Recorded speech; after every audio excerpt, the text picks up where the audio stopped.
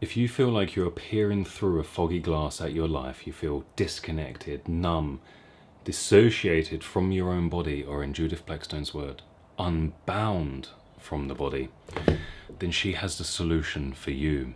She synthesizes the spiritual and the somatic together, where we may see in certain spiritual traditions there's a rejection of the body because it's gross, it's binding, it's something to transcend, or in certain therapeutic traditions an overemphasis on body to the neglect of the spiritual. She marries the two together very well within this book. And first of all, we need to understand how we become disconnected. And just for a moment, check in with yourself. Are your shoulders up here? Is your jaw tight?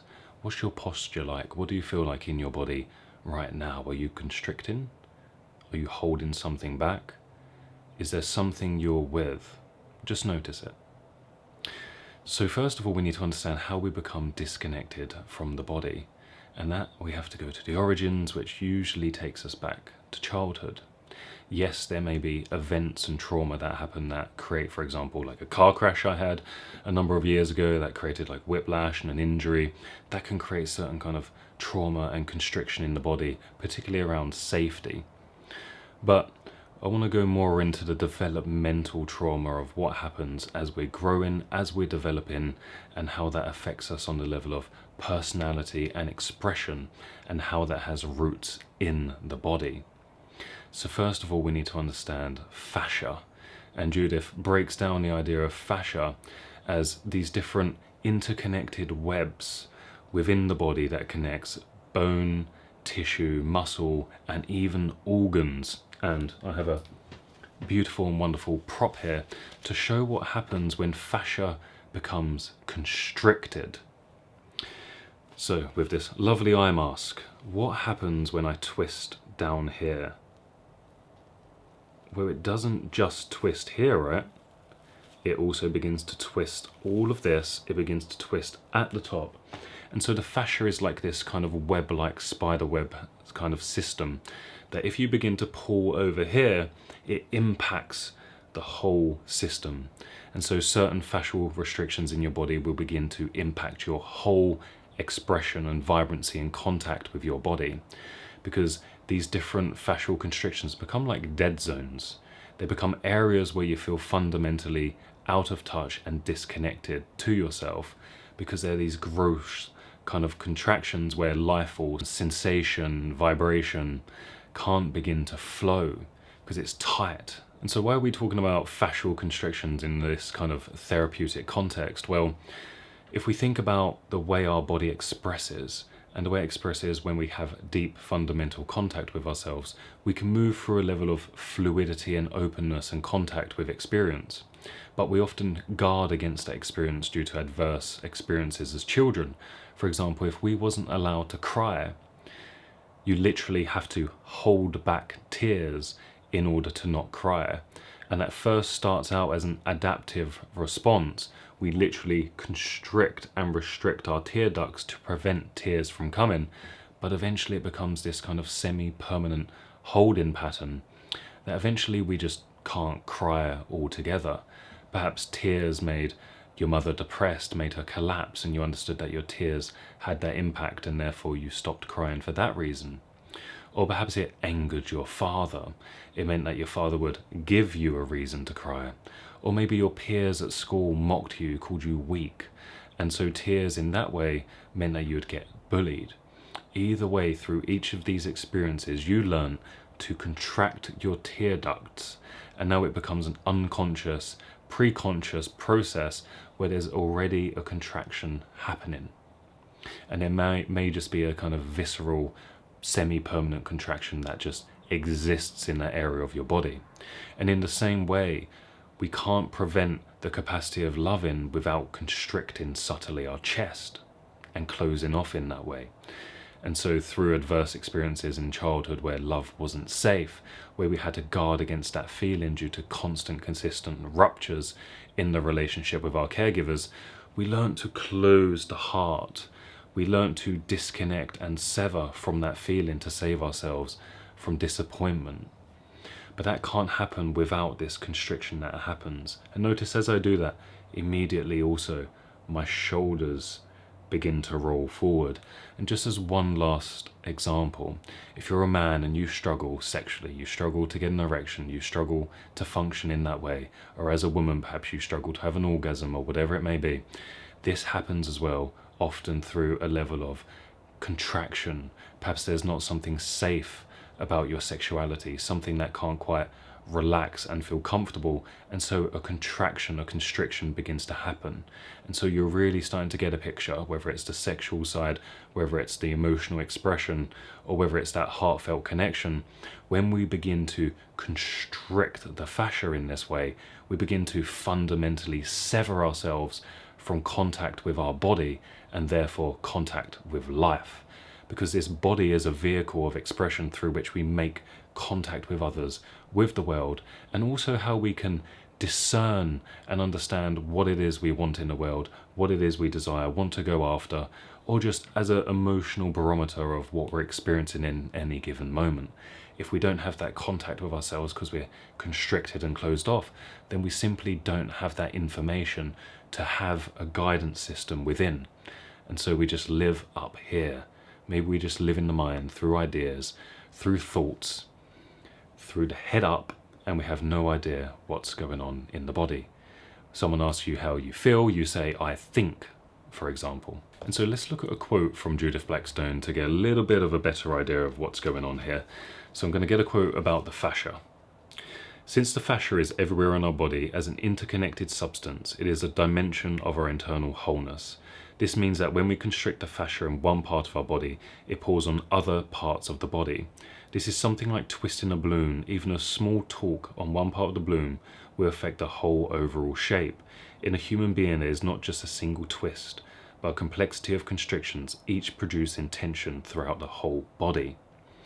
She then goes on to say how these different constrictions restrict us, and it reminds me of the idea of what I talk about a lot on this channel of subpersonalities. How different chronic holding patterns within the body isn't just on the level of mind when these subpersonalities come through, but these subpersonalities, you will notice, have a particular posture to them as well. Maybe the wounded inner child has a collapsed, rounded, tucking in posture where the chin comes down and protects the throat, a vulnerable area. Or perhaps it has a level of bravado where you're overcompensating, posturing and trying to keep the chest open, but really there's that felt sense of insecurity underneath it. Or in the same way, there might be another different posture, but the subpersonality and this posture are distinctly and intimately related.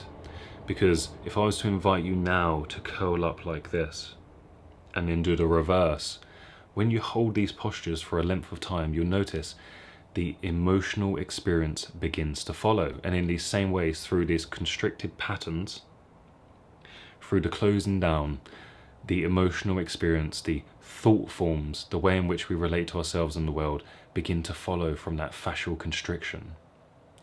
And so there's two fundamental things that happen here, because this begins as a natural response to your environment. It's a protective survival mechanism and a necessary function to help you get through that period of your life. But what was once protective becomes a prison.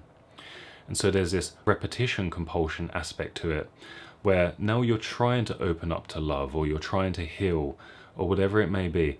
You're trying to get into an intimate relationship which requires you to function sexually in the right ways. You can't. Because first of all, it started as a bottom-up experience. There was a need to contract to defend against these things, but now that very contraction that defended you becomes a reenacting mechanism that disconnects you from your body and the experience that you consciously want and desire. So if you want to make love with your partner, but you're contracted sexually, then it becomes difficult, it becomes an uncomfortable experience. In the same way, you want to open up to them with your heart, with your love, or even through your tears in a deep moment of connection. But they feel you at a distance. Maybe you feel numb, you feel hollow, you feel out of contact. And despite your desire to reach towards, you notice there's actually a cutting off because there's a contraction in your chest.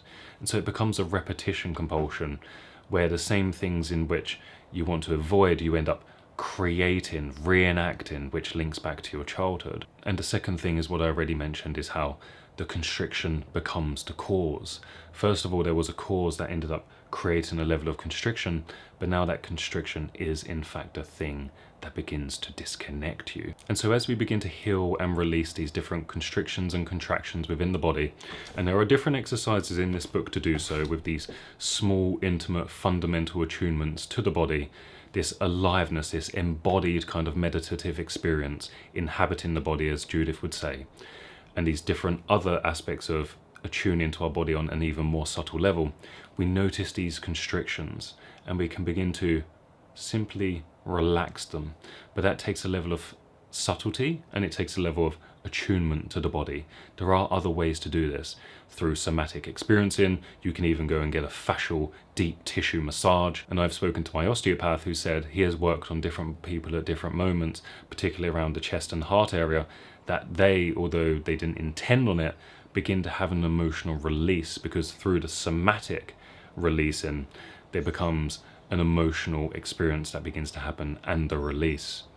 And you may notice as it begins to happen, there isn't just a singular event or memory that you begin to connect to, but you begin to connect to what Stanislav Grof calls coexes, condensed emotional experiences. And so often these emotional experiences and contractions don't happen in a singular event, a singular moment, but they happen as a consistent, persistent process that builds and contracts and intensifies the knotting of the body, the fascial constrictions. For example, it isn't one fundamental disconnection from love that constricts the heart. It is constant letting down of that reaching towards intimacy and being shut down and blocked out that eventually creates this. But perhaps that didn't just happen with your parents. Perhaps it happened at school. Perhaps it happened in friendships. Perhaps that just openness was rejected over and over again at different periods of your life. And so as you begin to release this fascial constriction, you might start off at the age of 20 remembering a very difficult relationship, but you might quickly then find you have memories of being 12, memories of them being 8, memories of them being 5. And this constriction holds a level of affect, holds sensation, holds memory, holds images. And of course my light has turned off. I need a new light. Begins to hold these, and as you begin to release, you begin to work through all of these different memories, these different affects, and it's that begins to open you up more intimately to your body in a different way. And as we open up to our body in a different way, we begin to open up to what Judith calls fundamental consciousness. You could also call it the ground of being. We begin to open up to a dimension of ourselves which is unscathed, untouched by this trauma, but is deeply permeating, connected within the body. In psychosynthesis, you could relate to it as the I, the center of pure consciousness and will, which isn't impacted by what is within consciousness. So it's not impacted by these different sensations, it's not impacted by the different thoughts, feelings and emotions that you have, but it's the very ground through which these things begin to arise from. And so you fundamentally are connected to yourself at a deeper level before any of these fluid, dynamic, changing psychological processes. So that allows you to remain deeply, intimately connected to yourself without getting caught in these processes, without becoming a slave to them or overly identified with them and getting caught and stuck. It allows you to have a level of inner cohesion and inner freedom. So imagine that. You can, for the first time, begin to connect to something deeply, intimately, fundamentally beyond this trauma. The kind of beginner's mind, the part of you that is an undoing process to connect to. It's not something you reach towards and have to become. It's fundamental.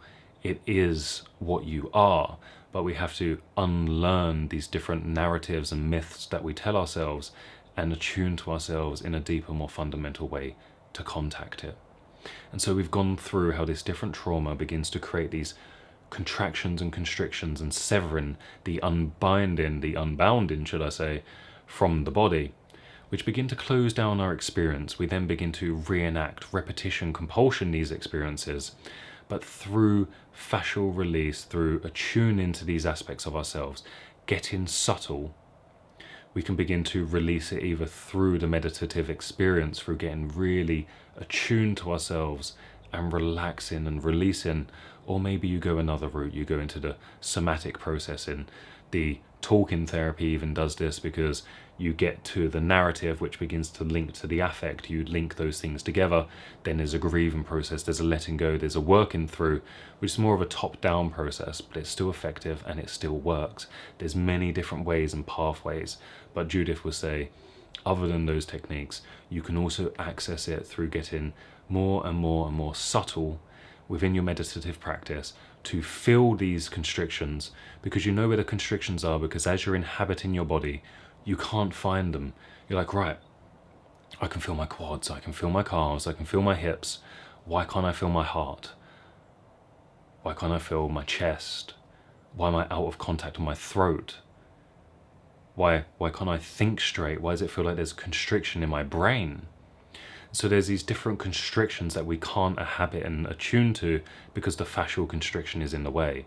And so as you subtly feel into that area more and more, you can relax, release the fascia, which may then flood you with the emotion, the trauma, the affect, but it's also a pathway to freedom, because you begin to contact the deeper fundamental ground that's underneath it all.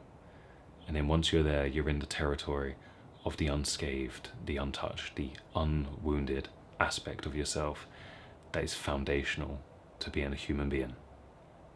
I still have some spots left in my one-to-one coaching, and funny enough, I am actually a realization process meditation teacher. So if that's something you'd be interested in working in, or just look at my coach offering in the comments, I'll be happy to be in touch with you. But also, if you like this video, please like, subscribe, and I'll see you in the next one.